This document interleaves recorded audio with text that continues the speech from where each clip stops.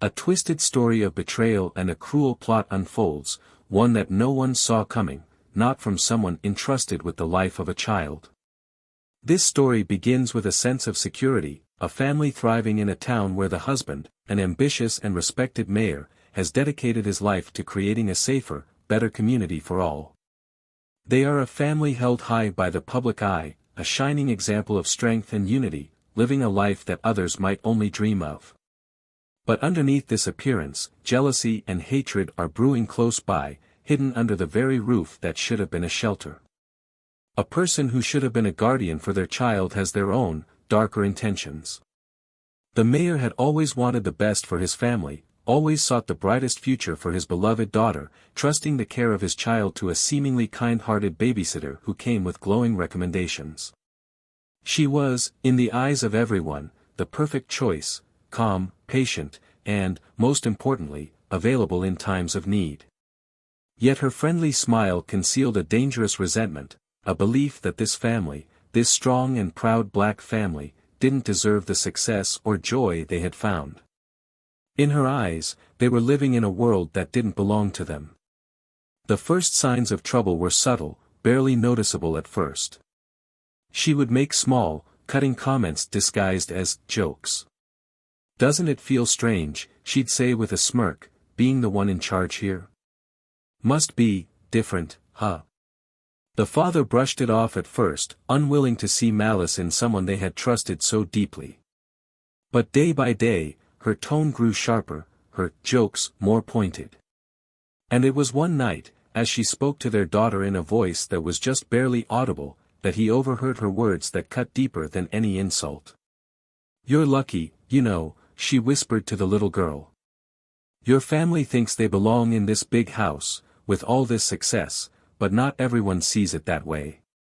You'd probably have a better life with someone like me, someone who understands you." The father's stomach turned, but he held his calm, convincing himself that it was a misunderstanding. But as days passed, a cold distance grew between his daughter and the family. She seemed scared, as if each word from her parents had to pass some invisible barrier. He caught their babysitter whispering to her more than once, her voice hushed but laden with disdain.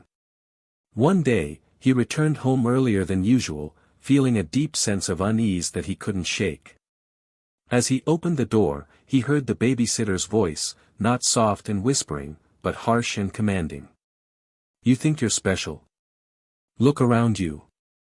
They think they can parade around like there's something better, but they're not. They're just pretending to be on top, but everyone knows they don't belong. They might be fooling the world, but not me. And soon, you'll see why you don't belong here either." Fury built in his chest, but he knew that charging in with anger would do more harm than good.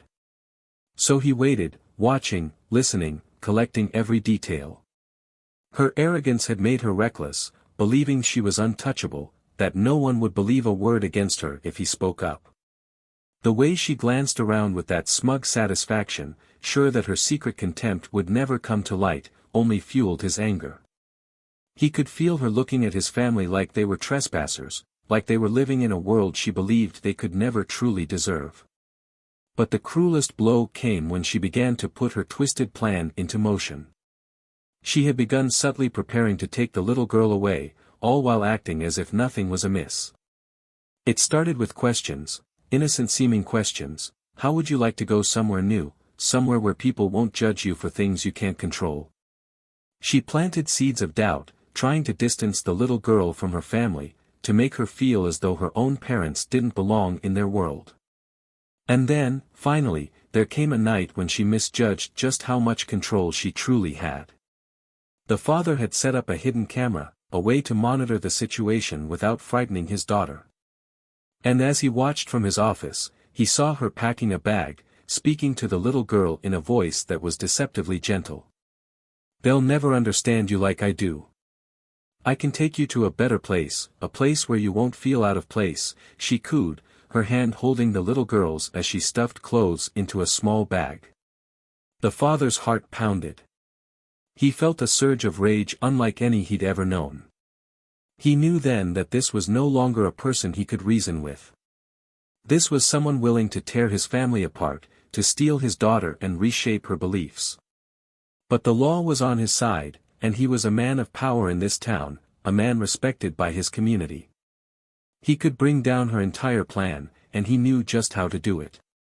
In that moment, he realized he held the power to expose her, to show everyone who she truly was. All he needed was one final piece of proof. And the next morning, as she entered their home with that same arrogant air, confident that no one could stop her, he greeted her with a quiet, controlled rage. "How was your night?" she asked, with a smirk, as if her plan was still perfectly hidden. "Oh, I learned a few things last night," he responded, a fire hidden behind his calm exterior. "It's funny what people think they can get away with when they believe no one is watching." Her face paled, her smug smile fading as she looked into his eyes, seeing for the first time that she was no longer in control. She stammered, trying to find an excuse, but his calm, steely gaze told her there was no escape. Every twisted word, every moment she had tried to turn his daughter against them, every sneer she'd hidden behind her kind facade was about to come crashing down on her. Now, with his daughter safe and the truth about to come to light, one question lingers: just how far will he go to make her pay? And what will he do to ensure she never harms another family again? Hey there, and welcome. Here at Plow of Twist, we stand firmly against any form of racism or discrimination. We believe in equality, respect, and the power of every individual story. This channel is dedicated to sharing thrilling, meaningful narratives that uplift and empower, especially those who have faced unfair prejudice. We hope you enjoy today's story, and if you haven't already, don't forget to subscribe to stay connected with us for more engaging content. Thank you for being here, and enjoy the story. In the quiet town of Rivercrest, nestled in the heart of a small but prosperous county, lived a man whose ambition had lifted him from humble beginnings to the highest office in the town. Malcolm Evans had become a name well known and widely respected throughout the region. Not only was he the mayor, but he was also the embodiment of the town's values: honesty, dedication, and an unwavering commitment to justice. His ascent to leadership wasn't handed to him; he'd climbed his way to the top, brick by brick, persevering despite the obstacles often set before him. Malcolm's journey hadn't been an easy one. As a black man in a largely conservative town, he had faced his share of opposition and prejudice, but he had always risen above it, refusing to let those challenges define him or his family. The strength that Malcolm carried into his work was deeply rooted in his love for his family, his wife Angela and their young daughter, Zoe. Angela, with her quiet resilience, was his backbone, the steady presence that had supported him through years of late nights, difficult decisions, and personal sacrifices. Together, they had built a life that they were proud of, and Zoe was the heart of that life, a joyful, curious child who saw the world with wide-eyed wonder. Their family life was a delicate balance. Malcolm's role as mayor demanded much of his time, but he did everything in his power to ensure that Zoe knew she was his priority. Though his days were long and filled with the stresses of his position, his evenings at home with Angela and Zoe brought him peace. They were a family built on love, trust, and respect, values Malcolm sought to bring into the community he served. For Malcolm, his family's well-being was intimately tied to the well-being of Rivercrest itself. He wanted Zoe to grow up in a world where people were judged by their actions, not by the color of their skin or the stereotypes of others. In this spirit, they had hired Edith Lawrence to help care for Zoe. Edith had seemed, at first, like a perfect fit for their family. She had come highly recommended, a woman with years of experience caring for children and a warm, approachable manner that made Zoe feel comfortable. She was punctual, polite, and, most importantly, willing to take on the responsibilities that Malcolm and Angela sometimes couldn't manage amid their busy schedules. Edith became a regular presence in their home, her role expanding as Malcolm's duties grew more demanding. He trusted her with his daughter, believing that Zoe's well-being was in good hands. Edith, however, carried a different perspective. Beneath her polite exterior lay a deeply rooted bitterness, a belief that the life Malcolm and Angela had built didn't belong to them. To her, they were simply people playing a role they weren't meant to have. Edith had grown up in a nearby town, in an environment where prejudiced beliefs were ingrained, and she had absorbed those ideas, perhaps unconsciously. She masked her disdain well, but it simmered just below the surface, showing itself in subtle ways, a look, a comment, a fleeting expression that was gone before anyone could question it. She viewed Malcolm's success with contempt, her envy masked by a facade of respect and humility. Edith's resentment festered as she continued working in the Evans home. Over time, she began to see herself as someone who deserved to be in their place, a belief that grew stronger each day she spent caring for Zoe. In her mind, she was the one who should have had such a family, such a life. The smile she wore when she greeted Malcolm and Angela each day became a mask, concealing her growing obsession. She believed that Zoe, an innocent child caught between two worlds as Edith saw it, would be better off with someone like her. Malcolm and Angela were oblivious to Edith's inner turmoil, too absorbed in their busy lives to notice the small signs. Zoe adored Edith, and her parents took that as a sign that everything was well. They didn't question Edith's judgment or integrity, believing her to be a dedicated caregiver. For them, Edith's loyalty was unquestioned. She had been there for Zoe during long evenings when work held Malcolm in his office or Angela had responsibilities in the community. Edith's subtle disdain began to seep through her polite demeanor. It showed in the way she would speak to Zoe when she thought no one was listening. She began making small, cutting remarks about how lucky Zoe was, saying things like, "Not everyone gets to live in a big house like this," or, "Some people have to work very hard to get what they have, you know." They were phrases that sounded innocent enough, but there was an edge to them, a quiet bitterness that was lost on Zoe but not on those who might listen carefully. Over time, Edith's words began to carry more pointed messages, a sense of discontent that seemed to linger in the room long after she had left. One evening, Angela noticed something off in Zoe's behavior. Their usually cheerful, energetic daughter seemed withdrawn, her usual excitement tempered by something Angela couldn't quite put her finger on. Angela assumed it was a phase, something every child went through. But as days passed, Zoe's once bright smile dimmed, her laughter less frequent. Malcolm began to notice it too, but he brushed it off as a sign of growing pains, something that would pass with time. Yet there was a gnawing feeling he couldn't shake, a small voice whispering that something wasn't right. Malcolm, deeply intuitive and observant, began to pay closer attention to Edith's interactions with Zoe. He noticed the small shifts in her tone, the way she seemed to exert a quiet authority over Zoe that went beyond the duties of a caregiver. Yet each time he tried to broach the subject, Edith would flash her polite smile, deflecting his questions with a practiced ease that made him doubt his own instincts. Angela, too, felt that same uncertainty, a sense that Edith was somehow undermining their authority as parents. Despite these feelings, they dismissed their concerns. Edith was trusted, after all. She had become part of their lives in a way that made it hard to imagine questioning her motives. She had access to their home, their daughter, their trust, a trust that Edith took for granted, using it as a shield to conceal her own dark intentions. The resentment she harbored festered, evolving from a quiet disdain into something far more dangerous.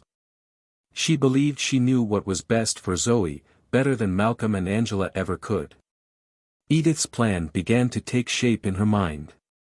She saw herself as a liberator, someone who could rescue Zoe from what she believed to be an ill-fitting life.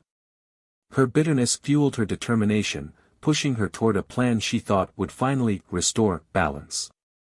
She began testing Zoe's loyalty to her family in subtle ways, planting seeds of doubt and confusion, creating small cracks in the bond Zoe shared with her parents. For Edith, this wasn't simply an act of rebellion, it was, in her mind, a form of justice. Edith's behavior became bolder with time, her actions no longer bound by the cautious restraint she once exercised. She would make comments about how different Zoe's life would be somewhere else, how much more comfortable she would feel away from the public eye and the scrutiny that came with her family's status. Zoe, confused and too young to fully understand, began to internalize these messages, her trust in her parents eroding bit by bit.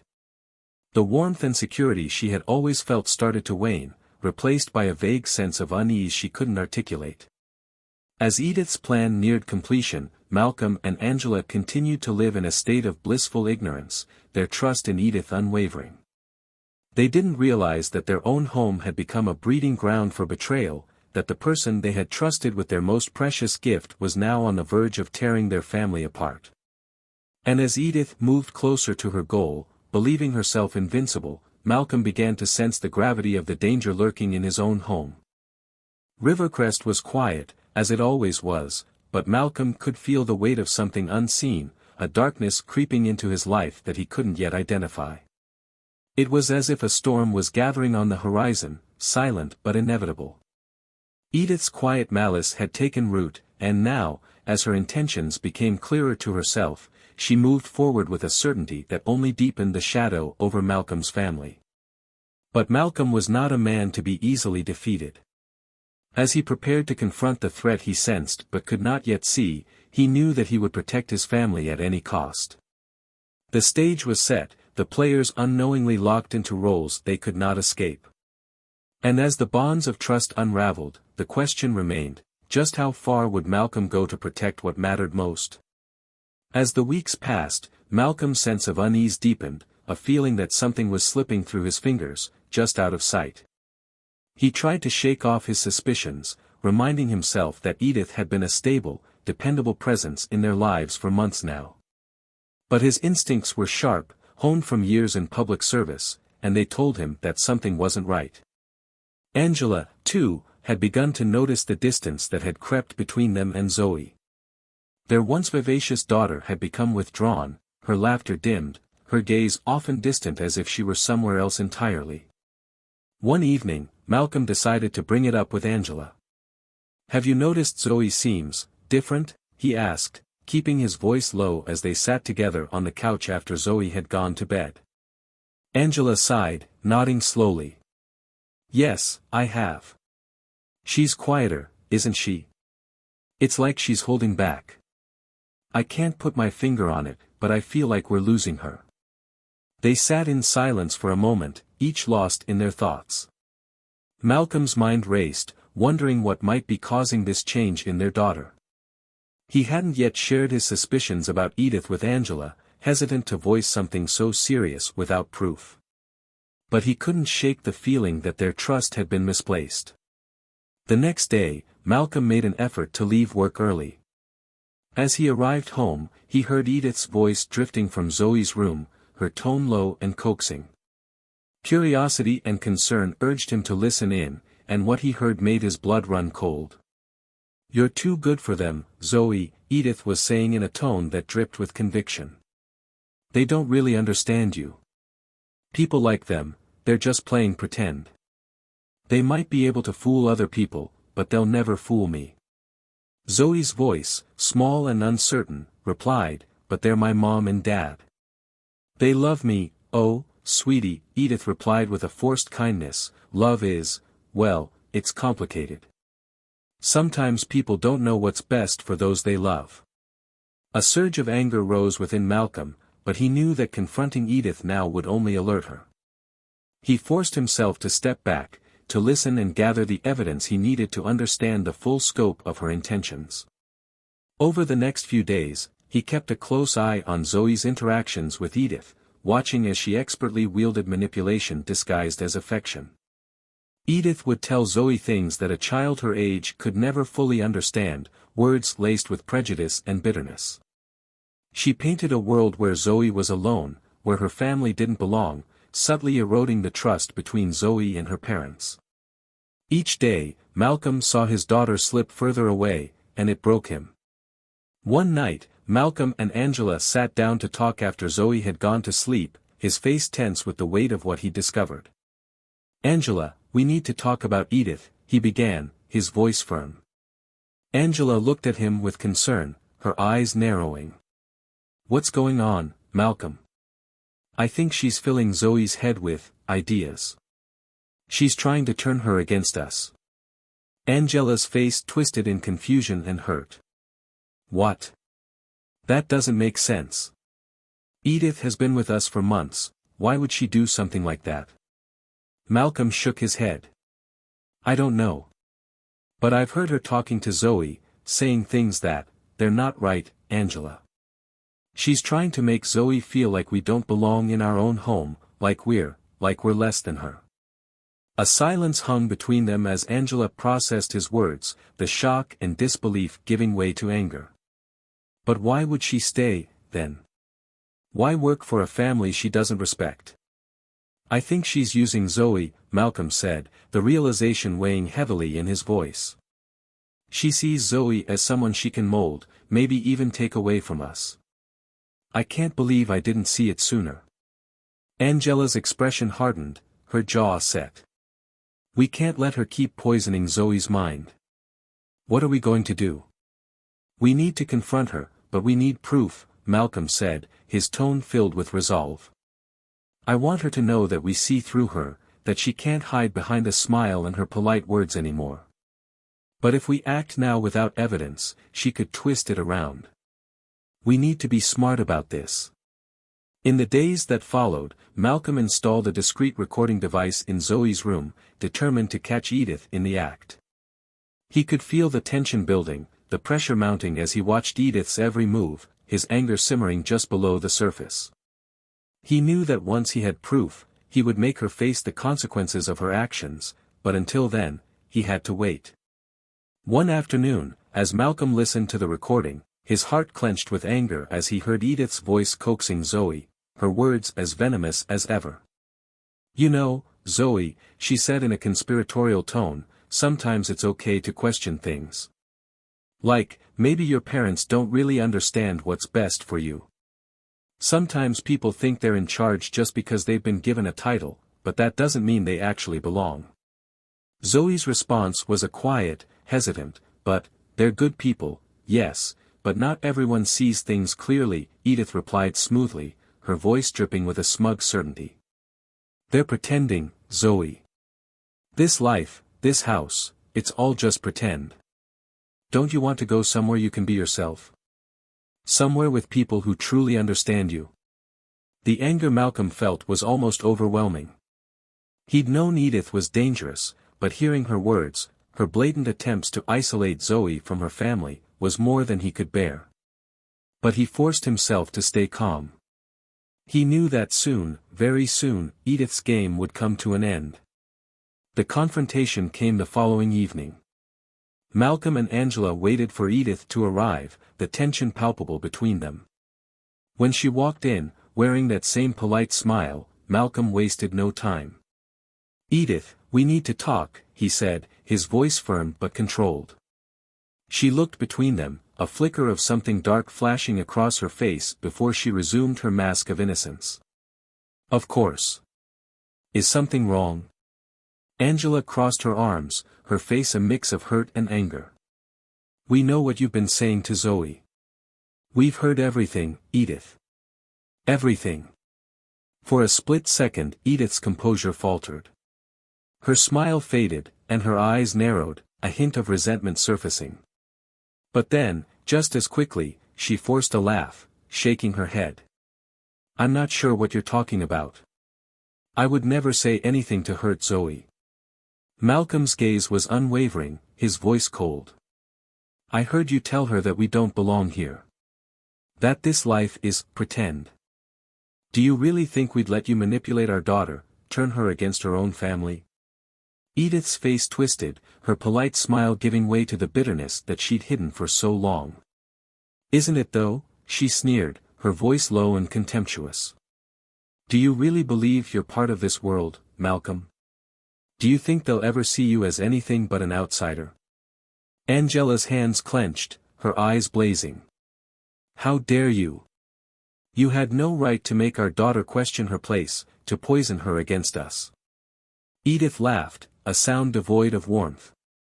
I was doing her a favor. Someone had to show her the truth, that she's being raised in a world where she'll never fit in. I was giving her a chance to escape this fantasy you've built for yourselves. Malcolm's patience had worn thin. This conversation is over, Edith. I trusted you, I let you into my family, and you betrayed us. There will be consequences for this. Edith's face twisted in anger as she realized the depth of his resolve. Consequences, she sneered. And what are you going to do? You can't change what people think. You may have power in this town, but you can't make them accept you. You'll always be on the outside, no matter how hard you try. But Malcolm wasn't shaken. He stood tall, his voice filled with quiet strength. I don't need to change what people think. I just need to protect my family from people like you. Edith's composure crumbled, her mask shattered as she glared at them with open hostility. She knew that her time in their home was over, but her bitterness remained, a dark shadow that tainted every word as she spat. You may think you've won, but you can't protect her forever. You can't shield her from the world, from the truth. Malcolm's gaze was unwavering. You're right, I can't shield her from the world. But I can shield her from people like you. As Edith stormed out, her bitterness leaving a chilling silence in her wake, Malcolm and Angela stood together, their determination solidified. They had seen the true face of someone they had trusted, someone who had been willing to tear apart their family out of her own twisted resentment. And as the silence settled over their home, they knew that this was far from over. Edith's threat lingered in the air, and Malcolm was prepared to do whatever it took to ensure that his family would never be vulnerable to such hatred again. But what Edith didn't realize was that Malcolm had recorded their confrontation, and he had one final move left to make, one that would show the entire town the truth. As he prepared to expose Edith for what she truly was, a single thought remained in his mind: he would protect his family, no matter the cost. The morning was still, the light outside just beginning to seep through the edges of the curtains in Malcolm's office. He sat quietly, replaying the recording from their confrontation with Edith, his fingers tapping the edge of the desk as he listened to her voice. The contempt, the hatred she had managed to hide for so long, laid bare in those final moments. This was the proof he needed, the evidence that would expose her for what she truly was, and he felt both satisfaction and sorrow as he thought of the betrayal they had endured. This wasn't just about his family anymore, it was about the safety of every family who might unknowingly let someone like her into their home. He glanced up as Angela entered the room, her face showing the same mix of anger and hurt he felt. So, what's the plan? She asked, folding her arms as she looked at him, her voice steady but edged with anger. We're going to show everyone who she really is, Malcolm replied firmly. I've scheduled a press conference. It's time the people know what's been happening behind closed doors, who they're really trusting around their children. She's not going to walk away from this without facing the consequences. Angela's eyes narrowed, a spark of determination flickering in her gaze. Good. She needs to face what she's done, not just to us, but to Zoe. No one should have to go through this. As the day wore on, Malcolm prepared meticulously, contacting local reporters and making sure everything was set for the public announcement. He knew this decision wasn't without risk. Edith had connections in the community, and he could already anticipate the backlash from those who would find it hard to believe or accept that the kind, mild-mannered nanny they knew was capable of such cruelty. But he was ready to face whatever came his way. For his family, for his daughter, he would face anything. By the time the press conference was set to begin, a crowd had gathered outside the town hall. Malcolm stood at the podium, his expression calm yet resolute as he looked out at the familiar faces, the friends, colleagues, and townspeople who had placed their trust in him as their leader. He took a deep breath, feeling the weight of his responsibility pressing down on him, but he steadied himself. This was no longer a personal battle, it was a stand against something much larger, something that needed to be addressed. As he began to speak, the crowd fell silent, their attention focused solely on him. Thank you all for being here today, he began, his voice carrying across the crowd. As many of you know, my family and I have called this town home for years. I've dedicated my time and energy to ensuring Rivercrest is a safe, inclusive place for everyone who lives here. But today, I'm here not just as your mayor, but as a father who has had to confront a betrayal in the most personal way. He paused, letting the weight of his words settle, allowing the tension in the air to build.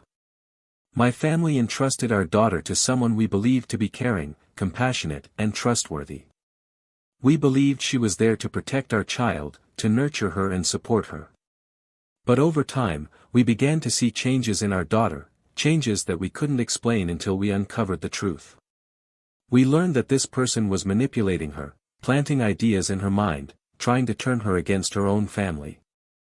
A murmur spread through the crowd, shock rippling across the faces of those who had gathered.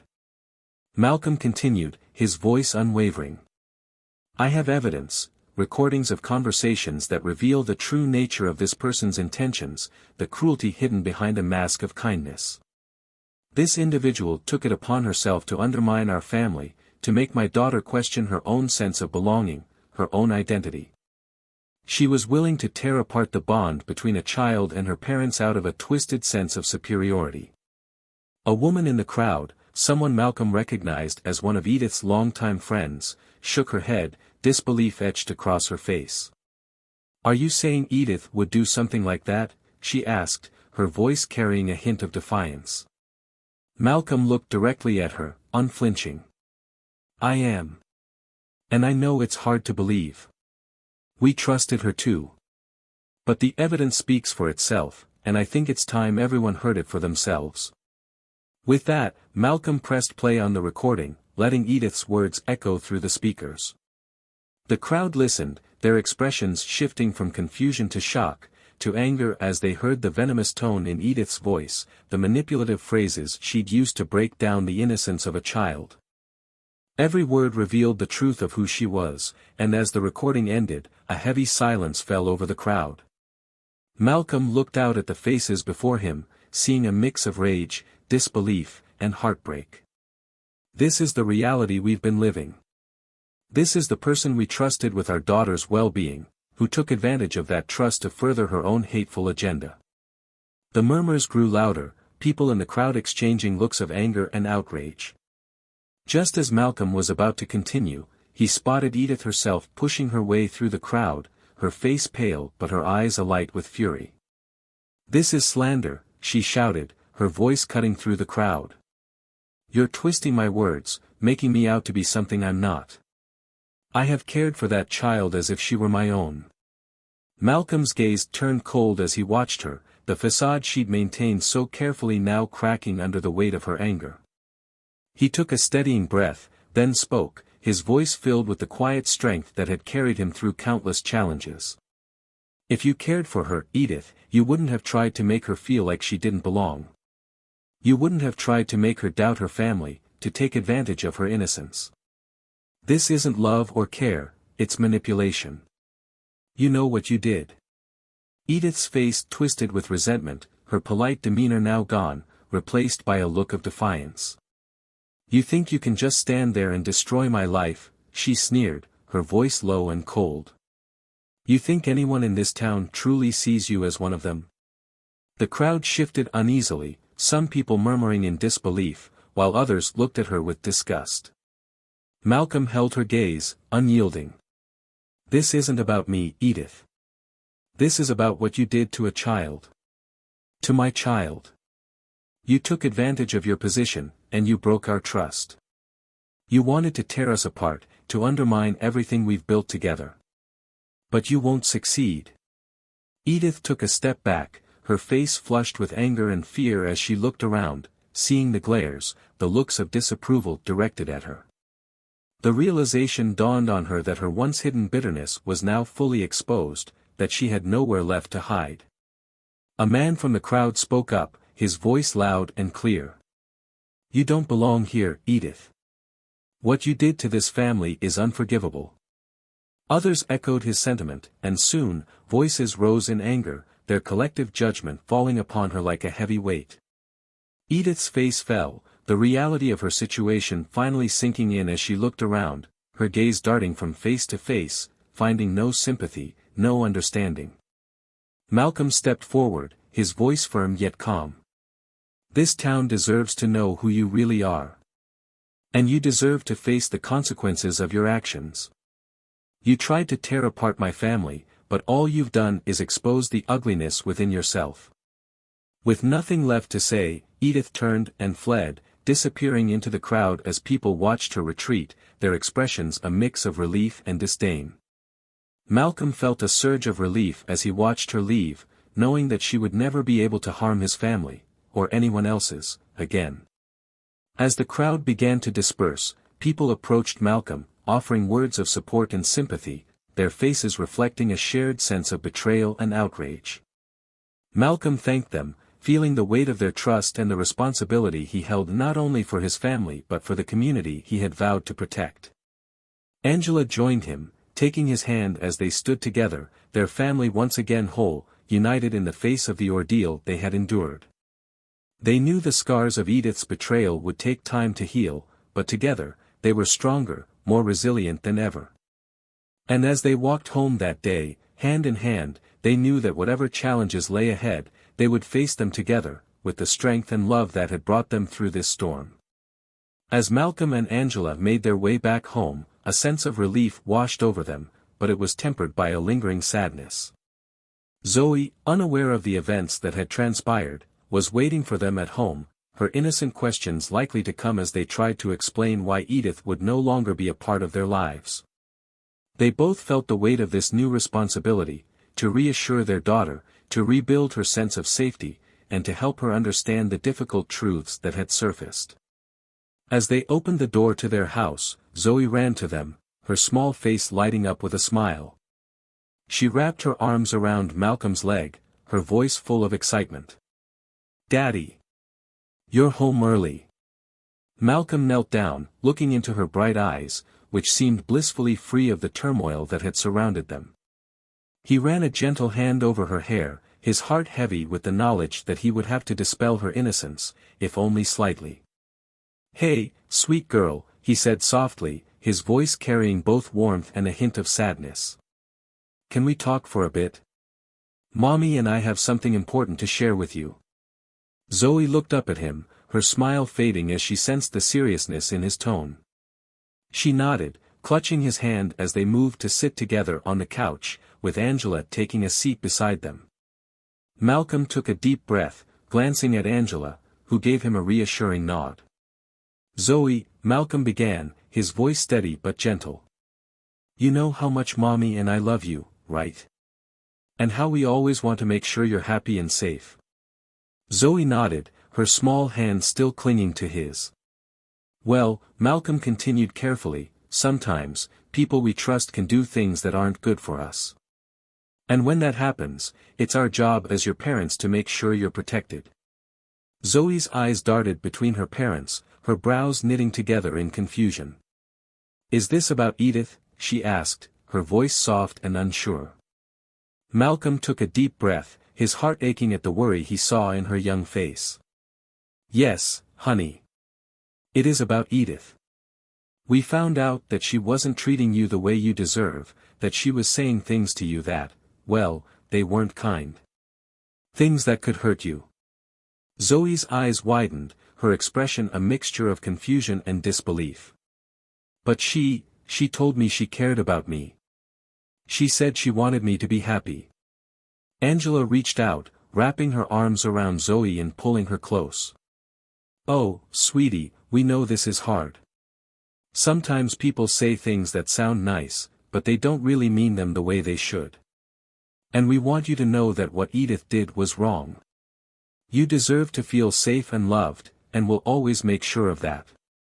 Zoe looked down, her small fingers twisting in her lap as she tried to process her parents' words. "I thought she was my friend, but sometimes, she would say things that made me feel weird. Like maybe I didn't really belong here."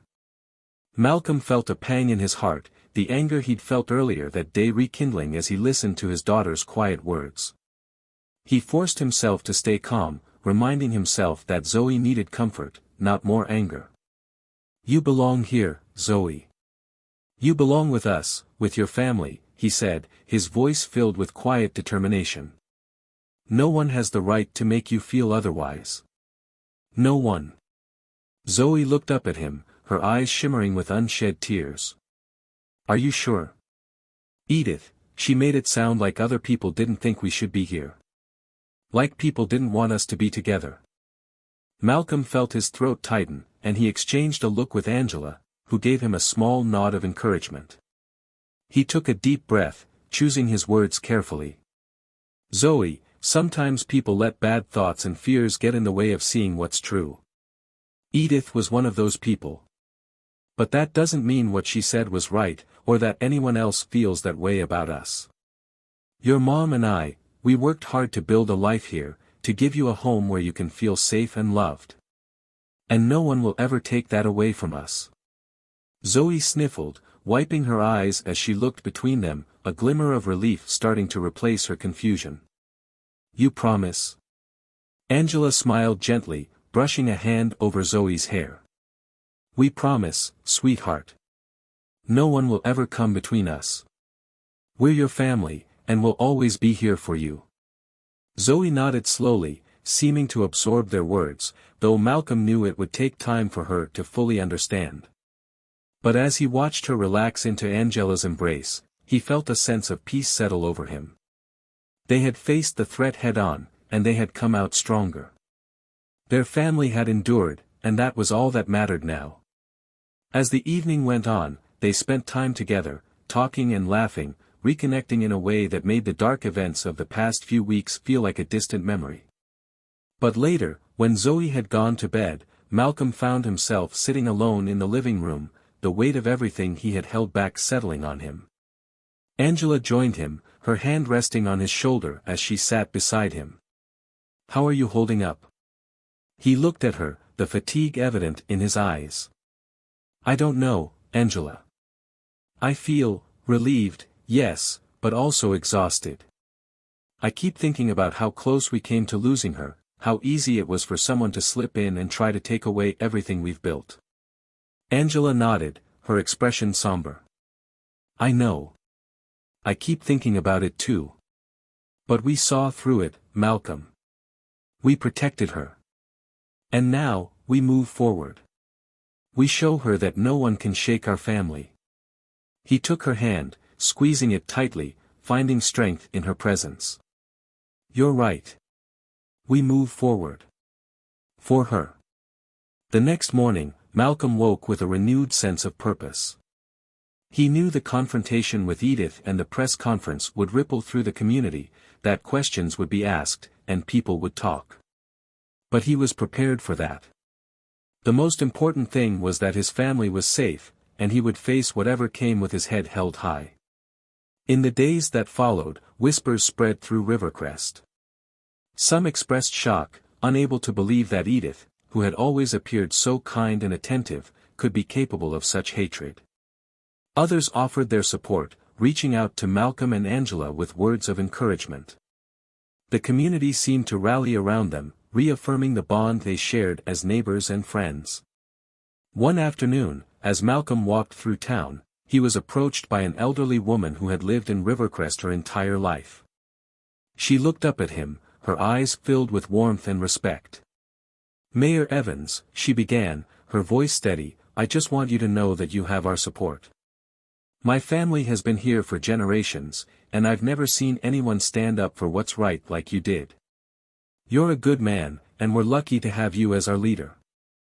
Malcolm felt a swell of gratitude, his resolve strengthened by her words. Thank you, he replied, his voice filled with sincerity. That means a lot. We're all in this together, and I'm just grateful to be part of this community. She smiled, nodding. We're grateful for you too. Don't ever doubt that. As he continued on his way, Malcolm felt a sense of calm settle over him. Despite everything, he knew he was where he was meant to be, that he was surrounded by people who valued him for who he was and what he stood for. Back at home, Zoe seemed to return to her usual self, her laughter and joy filling the house once more. There were still moments when he caught her looking thoughtful, as if the experience with Edith had left a lingering shadow in her mind. But he knew that with time, with the love and support of her family, those shadows would fade. One evening, as Malcolm tucked Zoe into bed, she looked up at him, her eyes filled with a wisdom that seemed beyond her years. Daddy, I know you and Mommy will always be here. Anne. I know that people might say things that aren't true. But I trust you. I know you love me. Malcolm's heart swelled with pride and love as he leaned down, pressing a gentle kiss to her forehead. And I love you, Zoe. More than anything in this world. Always remember that. As he left her room, he felt a deep sense of peace, knowing that they had weathered the storm together. They had emerged stronger, their bond unbreakable. And as he closed the door to her room, he knew that no matter what challenges lay ahead, his family would face them with resilience, love, and an unshakable sense of unity. The journey they had endured had taught him more than he could ever put into words. It was a lesson in strength, in the power of family, and in the courage to stand against those who would try to tear them down. And as he looked forward, Malcolm knew that their story, though scarred, was far from over. It was a testament to everything they had built and everything they would continue to build together. As the dust began to settle after the revelations about Edith, Malcolm felt the weight of his decision pressing on him in new ways. Exposing Edith had been necessary for the safety and well-being of his family, but the impact of the confrontation was now spreading throughout Rivercrest. People in the town were talking, some in hushed tones, others openly. He could sense a divide forming within the community. While many supported him, there were those who felt uncomfortable with the events that had unfolded, finding it difficult to reconcile the kindly caregiver they'd known with the person he had revealed her to be. Malcolm couldn't ignore the lingering tension. It wasn't something he could simply brush aside. People's reactions were layered with complexity, and he could sense the discomfort in their glances, the uncertainty in their polite greetings. Some whispered behind closed doors, suggesting that perhaps he had been too harsh, that Edith hadn't deserved such a public reckoning. Others questioned why he had taken such a personal issue to the public sphere, viewing his actions as a dangerous display of power. Malcolm felt the sting of these murmurs, knowing that he had only done what he believed was right. But he was beginning to see the moral complexity of his actions in a new light. One evening, as he was preparing to leave his office, he heard a knock at the door. It was Daniel Harkins, a well-respected elder in the community and a longtime supporter of Malcolm's work as mayor. Malcolm invited him in, a sense of anticipation in the air. "Daniel, it's good to see you. What brings you here tonight?" Malcolm asked, gesturing for him to sit. Daniel settled into the chair across from him, his face lined with a mix of sympathy and concern. "I wanted to talk to you about everything that's happened. I've seen how much this whole ordeal has taken a toll on you and your family, Malcolm. You know, I supported your decision to expose Edith.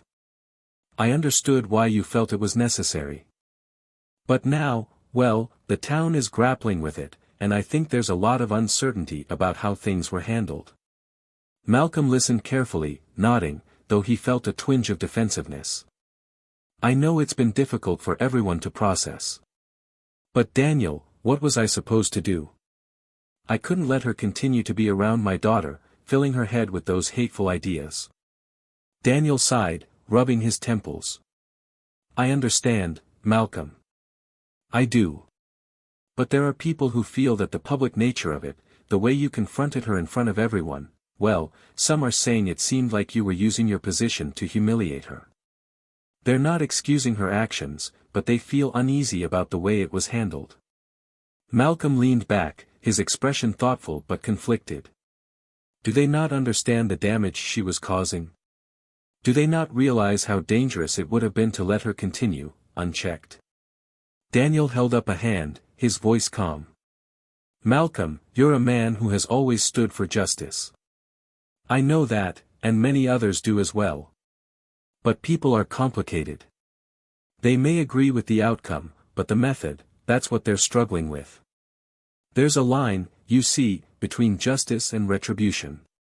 And when we start crossing that line, even with the best intentions, it can make people question our motives." Malcolm sat in silence for a moment, absorbing Daniel's words.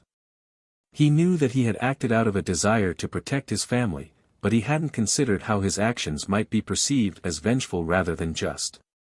There was a difference between the two, and he had perhaps blurred that line in his anger, in his need to set things right. "I appreciate your honesty, Daniel," Malcolm replied, his tone subdued. "Maybe I did let my emotions get the better of me. But I don't regret exposing her. My daughter needed to know she was safe, that we would protect her, no matter what." Daniel nodded slowly. "And no one doubts your love for her, Malcolm. But sometimes, when we're in positions of power, the way we handle personal matters can have unintended consequences. I'm not here to tell you what you did was wrong. I'm just here to remind you that sometimes, even when we do the right thing, it can have costs we didn't anticipate." Malcolm sat with Daniel's words long after he had left, the room settling into silence as he grappled with this new perspective. He had been so focused on protecting his family, on showing Zoe that no one could hurt them, that he hadn't considered the wider implications of his actions. Had he, in his determination to right a wrong, unintentionally crossed into territory that was morally gray? Over the next few days, Malcolm found himself questioning his own actions, replaying the events in his mind. He wondered if he could have handled things differently, if there had been a way to protect Zoe without turning the town against Edith so publicly. His intentions had been clear, but the consequences were now spilling over into the community, stirring up divisions and conflicts that he hadn't anticipated. One evening, as Malcolm sat in his office at home, he heard a soft knock at the door. To his surprise, it was Angela. She entered quietly, her expression thoughtful. "Malcolm, I've been thinking," she began, her tone tentative.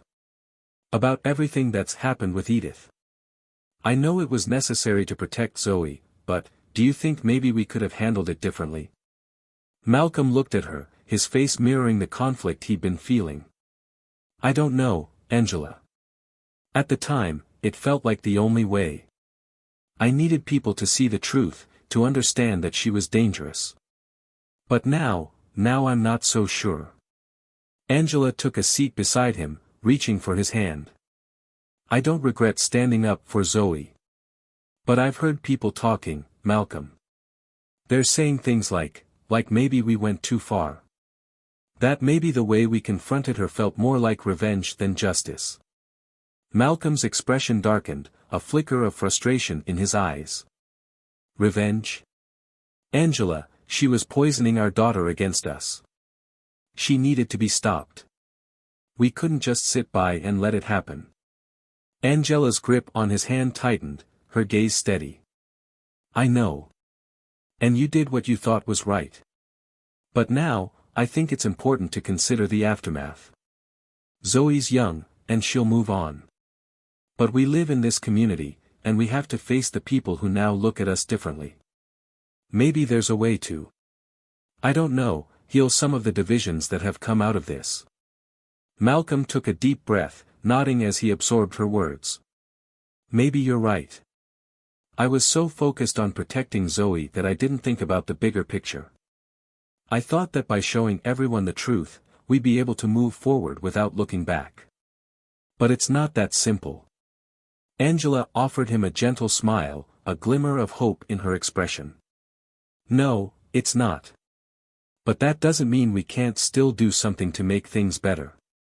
Maybe we can reach out, have some conversations, show people that our intentions were always to protect, not to harm." Malcolm nodded slowly, a plan beginning to form in his mind. He knew it wouldn't be easy to bridge the divide that had formed, but he was willing to try. He understood now that justice wasn't just about the truth, it was about how that truth was delivered, about ensuring that it didn't harm more than it healed. The following week, Malcolm arranged a community gathering, inviting people from all walks of life to join him at the town hall. He wanted to address the concerns that had surfaced, to show the community that he valued their perspectives and that he was willing to acknowledge the complexities of the situation. It was a humble step, but an important one, a way to begin mending the rifts that had formed. As the evening unfolded, Malcolm spoke openly about his actions, about the difficult choice he'd made and the impact it had on his family.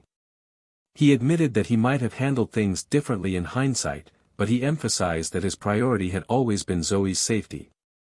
He encouraged dialogue, inviting people to share their thoughts and feelings, even those who disagreed with his decisions.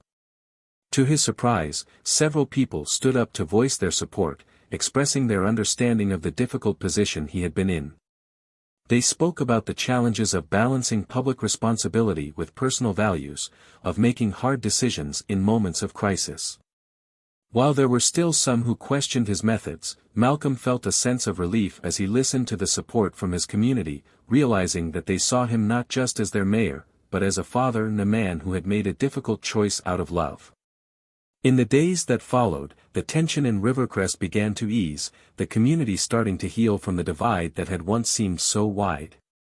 Malcolm felt a renewed sense of purpose, a deeper understanding of the role he played not just as a leader, but as a member of the community.